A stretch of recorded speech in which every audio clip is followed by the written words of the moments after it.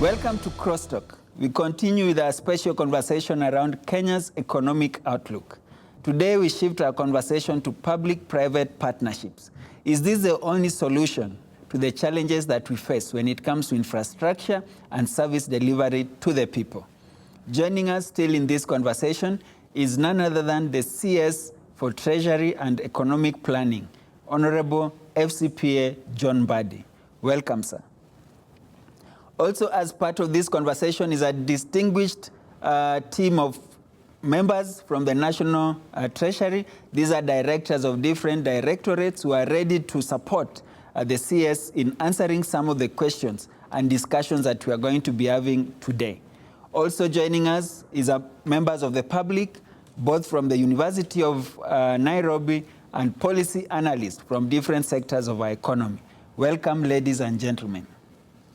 You can be part of this conversation through our SMS line 20316. Our WhatsApp line is 0786 316 316, and we'll be in a position to sample some of your comments into our conversations tonight. If you look at the public-private partnerships that as a country we engage ourselves in, we've always looked at them as the solution to our infrastructure and service delivery. But are they really working for Kenyans? And maybe you can cite some examples where you feel it has worked. Yeah. First of all, let me state that PPP is a new concept. It is still nascent, is something we are trying to nurture. Even the law itself, setting up PPP, is a very new law.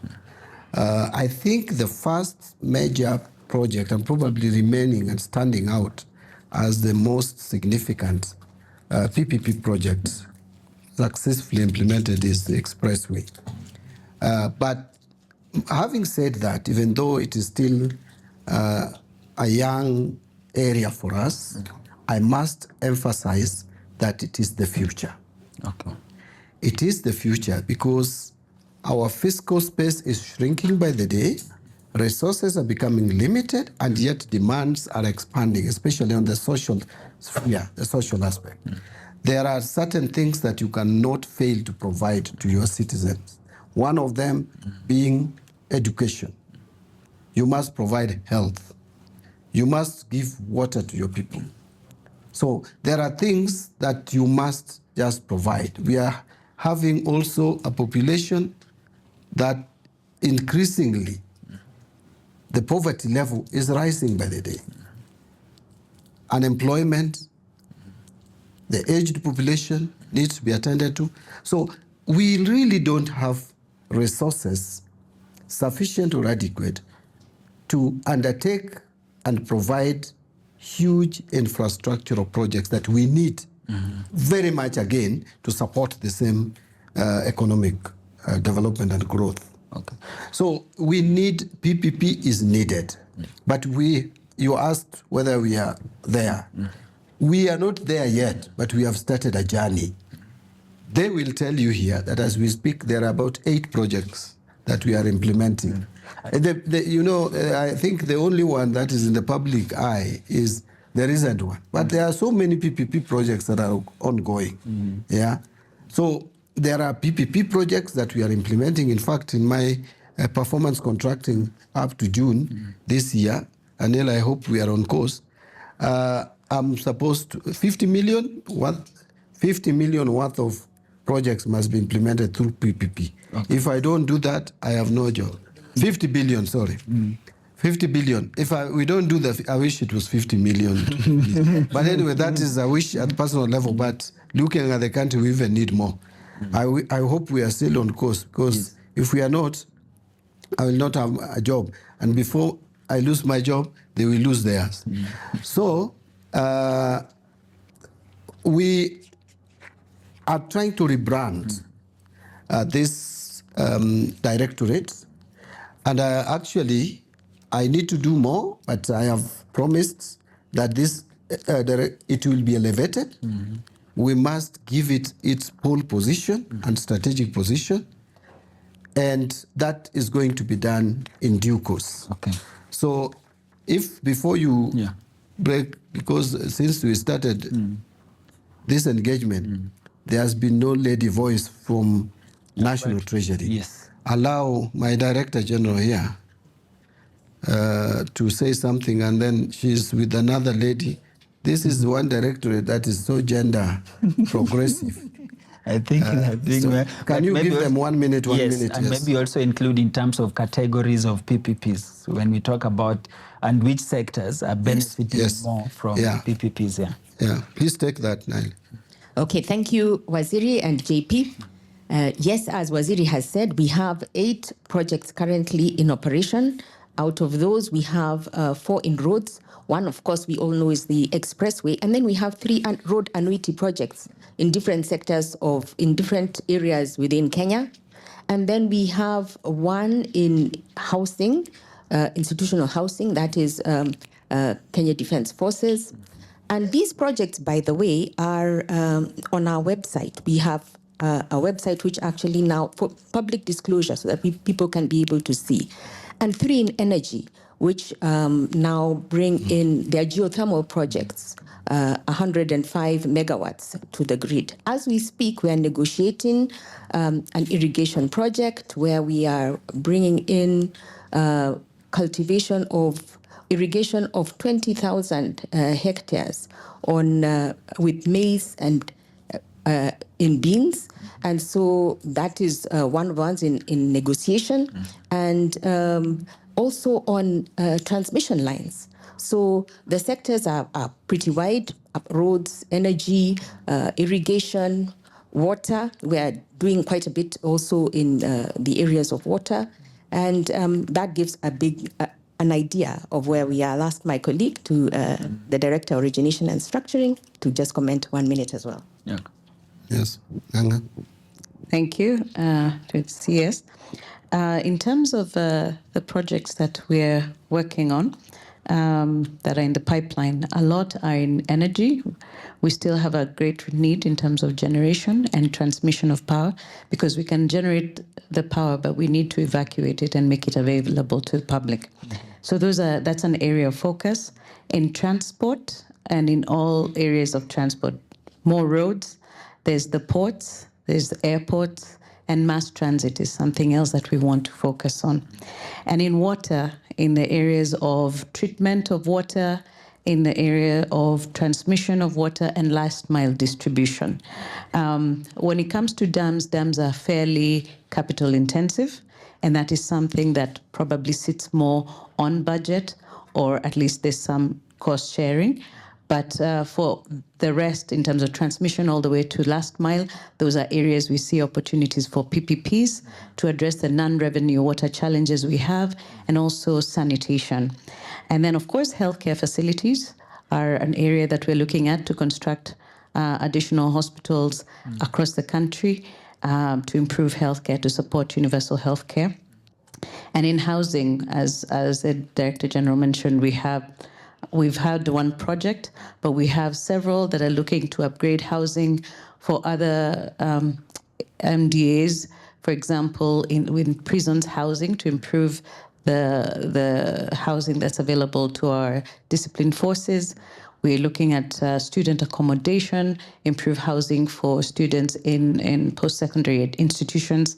And those are just a few of the projects we have. There are many more other sectors, but I'll leave it at that for now. Okay. Let me ask Bwana Waziri, in terms of Adani, because that is the recent PPP that we are going to engage in as a country. Now that it was stopped, does that stop also the aspiration to renovate Jomo Kenyatta International Airport? Not really. Actually, we must modernize our airport, Jomo Kenyatta International Airport. It has become an international shame. I will tell you, economy as big as Kenya, and we are the largest economy in this region, this part of the world. Even in the continent, we rank, is it number 6? We are a very strong economy. And yet, we have one of the most shameful airports across in the world. Leaking roofs, airport that is inefficient, that lacks infrastructure. So the need for airport cannot be overemphasized. We must modernize it. The cabinet has already taken a decision that we are to look for, we must look for private investment to modernize and develop our airport. Okay. Adani failed, but there will be another one.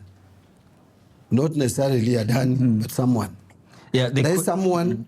I think what we will work on is, what we may work on is that we do it differently from the way Adani one was done, in terms of procurement, in terms of involving the public and moving along with them. Okay. So that is what we may need to change. Even though I would say that even the process that's told was done within the law, because there was it was a privately initiated proposal. And privately initiated proposal, there is a limit where if it reaches, then you are told now you engage the public. So what those who are implementing this project did not appreciate is this: there is a constitution. Our constitution speaks to public involvement much earlier than what is in the statute. So we should have started involving the public maybe way before, from the point that we started on this journey. So that is the mistake that was done. But this time, I am sure my team here must do this differently. Okay. There's an aspect of access to information. Where is it that sometimes, and most of the allegations that come when we are involved in PPPs, is the issue of disclosure? Where is it that sometimes these contractual agreements hidden secrets? I don't want to call it secrets. Maybe it is just the way it was processed. It's not really secret. You can't do any public, you can't do anything that involves public procurement without it being public. So that is a lie if you are deluding yourself that can succeed. But again, sometimes we also don't take our time to look for this information. Yes, the information should be made readily available. But if you go to our website, you will find all these things in the website, including, there's a process on how to onboard projects to the PPP. It doesn't happen. Like they have talked about those housing projects, they have talked about even water, they have talked about the airports, they have talked about agriculture, the Galana Kulalu and all that. These just don't happen. There is the government plan. There is the government, they must be onboarded from the plans of the government. The government has a plan. We want to do this, we want to do this. Then now we look at the government plans and program and check which ones would qualify, which ones are economically viable. Because again, PPP, you must pick a project that is economically viable and onboard it. Okay. Something that is not economically viable, as I mentioned here when we started, these are not philanthropists. These are business people. They are coming to partner with the public to provide an infrastructure. They must get returns. So they will be looking and checking around.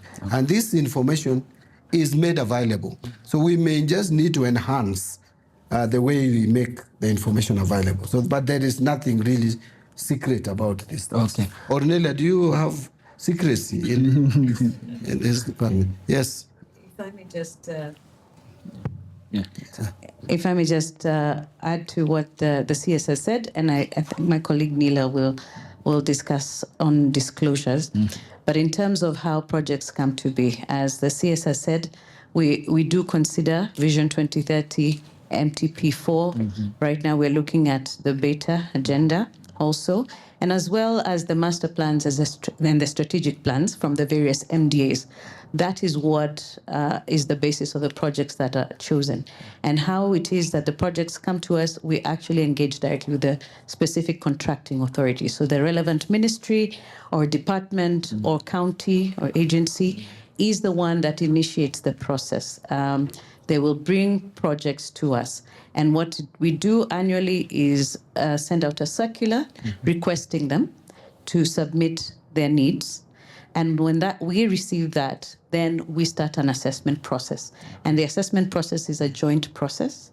And as we evaluate the validity of the project, the viability of the project, we look at aspects of public interest, we look at affordability, we look at whether it fits within the regulatory environment and whether there's need to look at some considerations around that. We look at matters of local content, environmental and social safeguards, etc. And once we've gone through that evaluation, this is being done by a team that is joint between the contracting authority and the PPP directorate.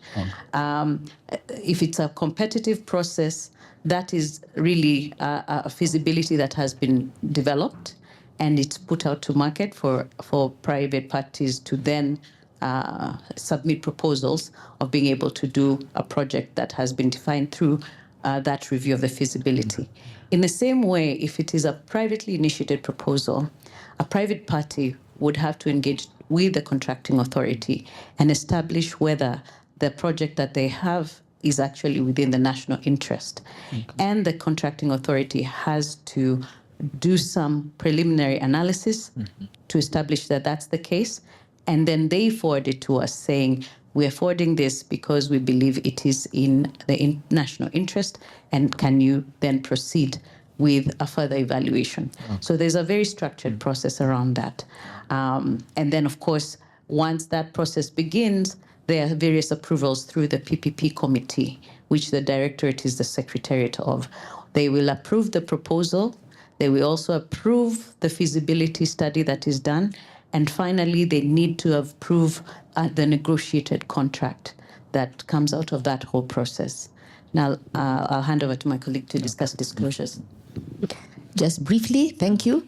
If we just look at the disclosure requirements under the Act, briefly, under Section 25, we're supposed to disclose all projects that have been approved for implementation, and that's why we have them on the website. Then, if we look at the whole of Part 5, all the different ways that one can be able to undertake a PPP, if we go through the competitive process, there's disclosure if you have the RFQ, that is the request for qualifications, and also the RFP because it's international. It has to be in a media that is international and open. Now, apart from that, which is statutory, administratively, what we have started doing is now having a pre-investor conference, even before you've sent out the bids. We had one for housing a week or two ago, and the CS housing was also there, CS lands and housing, so that people can have that disclosure well in advance. Thirdly, if we look at the Act again, when it comes to the contract itself, it requires us to disclose under Section 69, the project agreement and the tender documents. And lastly, Parliament, we are supposed to do annually a report to Parliament under Section 88 to say that this is the state of PPPs in Kenya. So if you go to our website, you'll see the annual report, which we have done for last year and the previous 2 years. Thank you. How much did we lose on the PPP between at Lake Turkana wind station? Because you are aware that there was setback and delays that cost the exchequer. Do you have the figure? It was not a PPP because the PPP would start from the PPP process in terms of, that's why we had said that in terms of energy, we have 3 energy projects. So there are particular processes they came to the National Treasury for, like for the letter of support, but it was an energy project. Did we lose any amount? For the energy? If I may add, so the Lake Turkana project was an IPP, independent power producer project, handled through the Ministry of Energy and not through ourselves. So that wasn't our project. However, there were funds. There was a challenge in evacuating the power from the plant in time, and because there are contracts that specify a certain period by which that line should be available, then there were penalties that were related to that. However, that project was not with us, and I do not have the number handy. Okay. Yeah. In terms of protecting the private sector, How do we do that when it comes to, we know the story of Tatu City, for example. This is a modern city being built by a private sector, but there is interference from the political class and the environment and powers that be. How do we make sure that we create an environment where even the private sector is protected? So first, when we are implementing PPP projects, I think one thing that should be clear that we are trying to improve on is public involvement. We need a little bit more public involvement in PPP programs, and that is why we want to rebrand this directorate. And Ngang, I want to just give you assurance, rebranding does not mean you lose your jobs. So we are just making public to understand it better. Public understanding and buy in and appreciate the value of PPP so that these interferences are minimized. How to protect the interests of private sector? You know, PPP is a process, is a detailed, professional, even a legal process, because it has an act of parliament guiding it. And the details on how to proceed are well documented. And when you reach the level of signing the contract, all the issues that would be lingering are ironed out, discussed, and when we put paper to the pen, contracting authority with the PPP, you will find that almost all these issues have been addressed. And by the way, PPP projects have been terminated just before even award, like you know of the Rironi Mao Summit. Just when it was discovered, because both parties, you must protect interests of both parties. There is the contracting party, which has an interest on behalf of the people of Kenya. That contracting authority must ensure that the interest of the public is taken care of, and then the private sector. Okay. And that is why it is a process that there is a negotiation, there is due diligence, which are conducted at two stages, at two different levels. So all this will ensure that the public interest is well taken care of, and also the interest of the private sector is taken care of. Of course, as I mentioned, this is an investor coming in.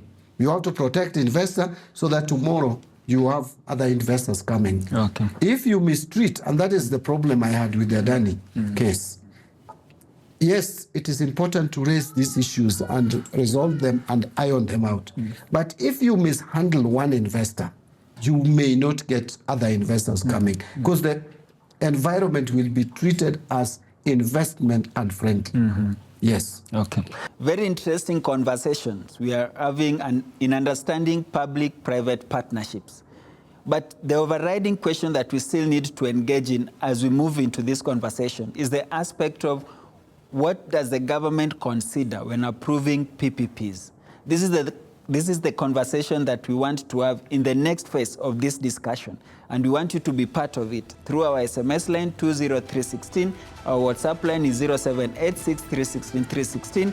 You can also engage with us on our YouTube channel and our social media platforms. We see you after this short break. Ile kitu yote inaitwa asset ya mwananchi ambao iko kwa niaba ya wananchi. Katiba imetupea nguvu ya kuwa ni yetu wote pamoja, collectively as a nation. Kwa hivyo hakuna chama moja ama mwanasiasa moja ama party fulani yenye imetengeneza serikali iko na jukumu ya kubadilisha mikakati ambayo iko kwa muundo wa kimsingi ya katiba. Kama government wamerealize ya kuwa kuna corruption, kwa hiyo parastatals yenye wanataka kulease to private and then ikuwe managed properly, it generate income and employment, so I don't see any problem about leasing it. Mambo ya kuprivatize ama mtu ana the private kuprivatize the public industries, ndio maana saa hii many young people are jobless because of that, because industries zilikuwa privatized. Today many people are jobless. Privatizing certain public assets, I think is not that bad, because you find the government might not be having enough resources to ensure it's operationalized, goes without interruption. So by privatizing, I think it enables our public assets to also be in good condition. and can provide a service to all people. Privatize public property kama airport inafaa public participation.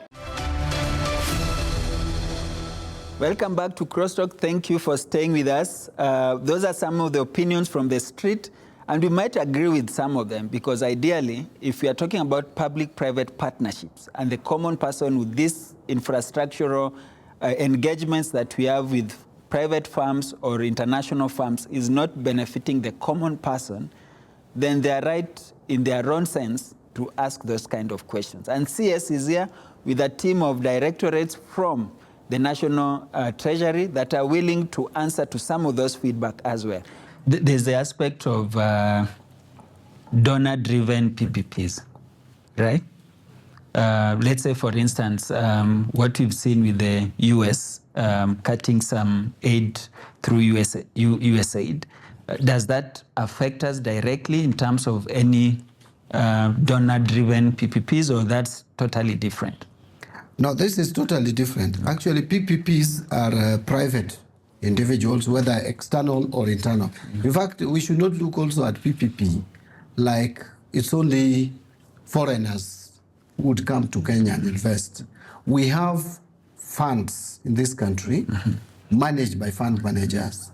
We have banks in this country with capacity, pension funds, and many others, which can also invest in PPPs. We have private individuals who can even come together and pool up resources and develop a public investment or infrastructure.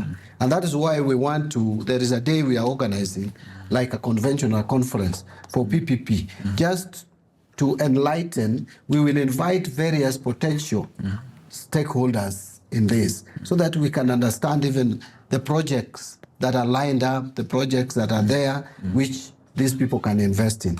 Okay. But the question that you raised is a question about funding by the US aid, the US government through USAID. These are people, the United States of America does not support our budget directly. So we don't have their support in our budget estimates. Okay. Apart from the support they give to the multilateral institutions like IMF and World Bank. They don't give us money directly as they used to do before to implement our projects. So the USAID has been implementing projects, but off budget, through certain implementing partners. So there have been players in the health sector, there have been players in the education sector, players in agriculture, advocacy, civil rights, and the democratic space. Actually, they have been heavy on supporting our democratic space. Now, with their pulling out of 100 projects that they were running in the country, I'm told they will only be able to retain about 15, mostly in areas of infectious diseases, and also support on food programs and hunger, and finally supporting our mission in Haiti. Okay. And maybe a few others. Okay. So those are the ones that they will remain in. They will leave a hole. The total budget we have estimated is about 52 per year, 52 billion Kenyan shillings. So if they leave that budget hole, especially on essential areas like health, like education, we may need to realign our budgets to fill in the gap. Okay. Any question from the members of the audience around PPP? We can go.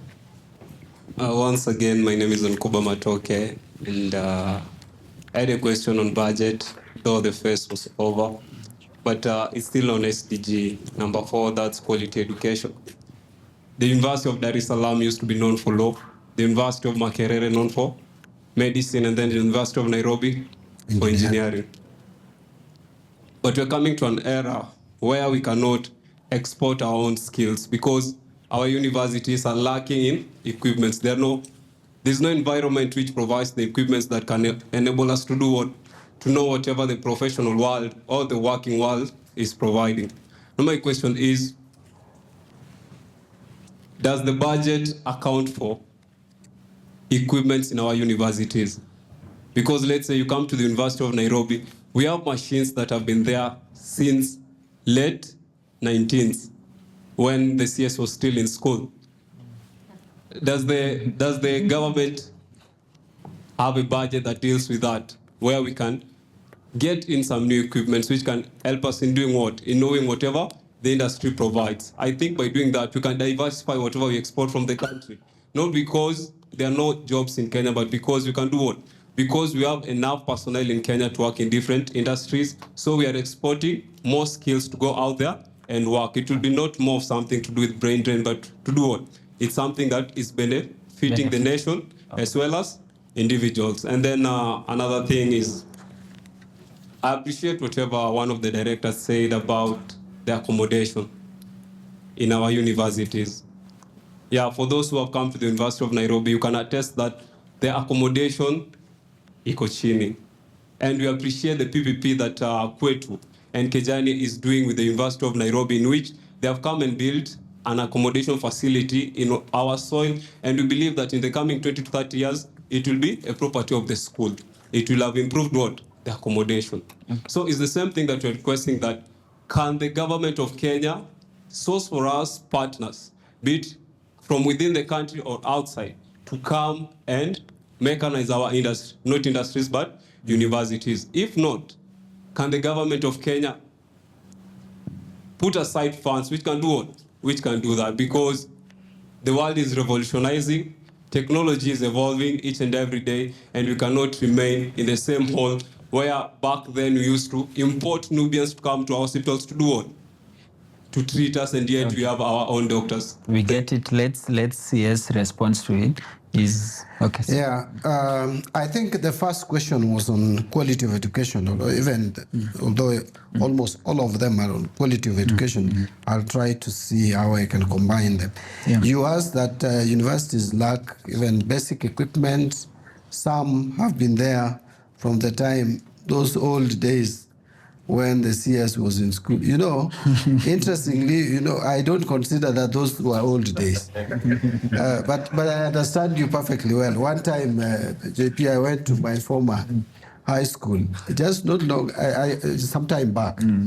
I went to my former high school, and so when I arrived, the teachers were very excited, and they invited the students to the parade to address them, for me to address them. And when I started addressing them, of course, you know, you want to put the better side of you in the school. I didn't tell them the bad things that I was doing there. So what I did was to tell them how I was academic boy of the year in 1990, and they all started laughing. So I was like, why are they laughing at? Then I was reminded none of them was alive then. That is when I got to know I'm not very young. But I understand you. You know, we haven't invested in our education very well. I am not saying that we have not been spending in education. We have been spending in university education, but we have not been investing properly in university education. We probably need to look at ways of how to invest in our university education.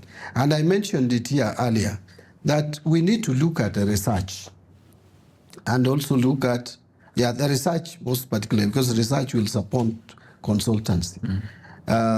Our universities are not, if we could focus the universities, like say University of Nairobi is known for a specific area or line, maybe 4 courses where they have competence and they have competence.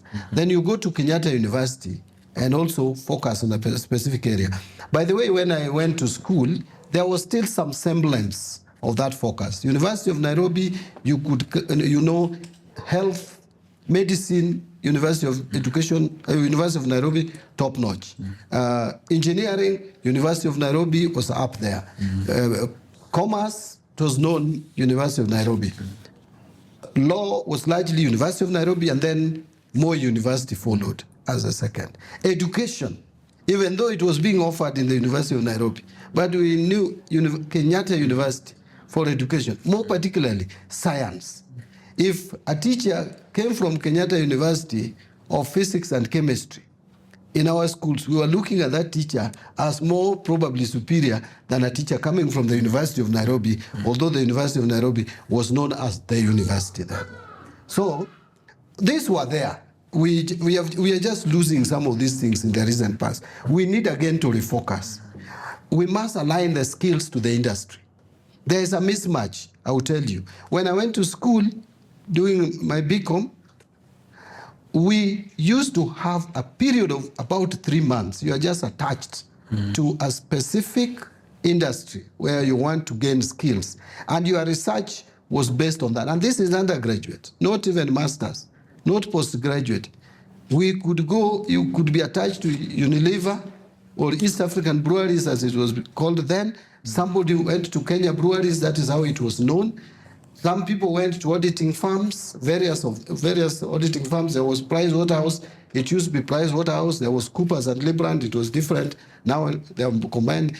There was Pitmawick. There was KPMG. We had all these Bell House, Mwangi. We used to have those auditing firms. And you'd be attached there for 3 months. And it becomes part of your lessons. Without going through that attachment, you could not qualify. And so you leave university with some basic skills going into the industry. Right now, the government has to start an internship program after university. And which internship program, which is still facing challenges because we can't support it very well. So we need to go back to the basics and see how we can support our universities so that we become more competitive. You find some of our children, when they leave the country, they go to other places. You are taken again through a process where you are like going through undergraduate, again, training. We must work on that. In terms of accommodation, at our universities, again, that is just about investment in education and support partners to support our universities. To me, we need to look for partners to support our research. Our universities can generate money, by the way. If you look at what is happening in the developed world, the universities are so rich, have a lot of money, a lot of resources. They're the ones who do research. They're the ones who do consultancy. I was giving an example. We just floated Eurobond the other day, and we had to get lead arrangers, which were banks. And if universities get their act together, they can provide some of these consultancies. I'm looking at the finance department of University of Nairobi. Yeah, they are the ones who are teaching and training these people who go to Citigroup to work there. They are the ones who train people who go to Stanbic, Stan Chartered, etc. And then we go and pay millions of shillings to these institutions to come and offer us consultancy. Yet we have our university which trained them anyway.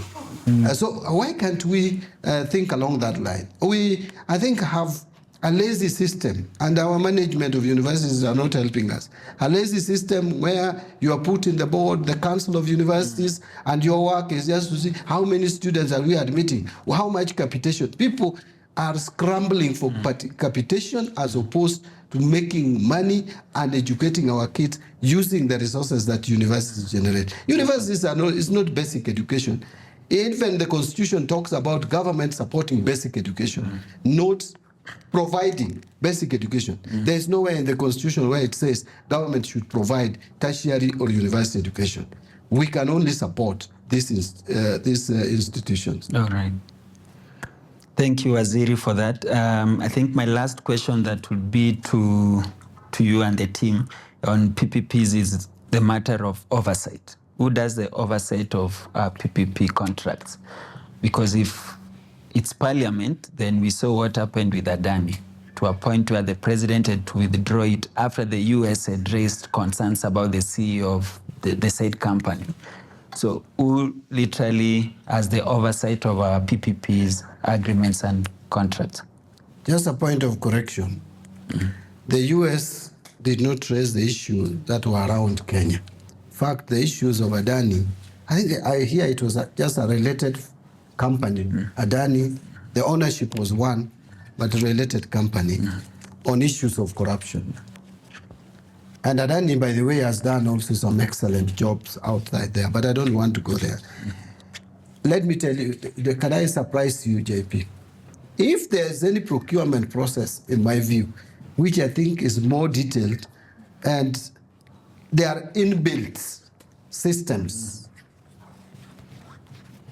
to address issues of possible corruption, embezzlement, fraud.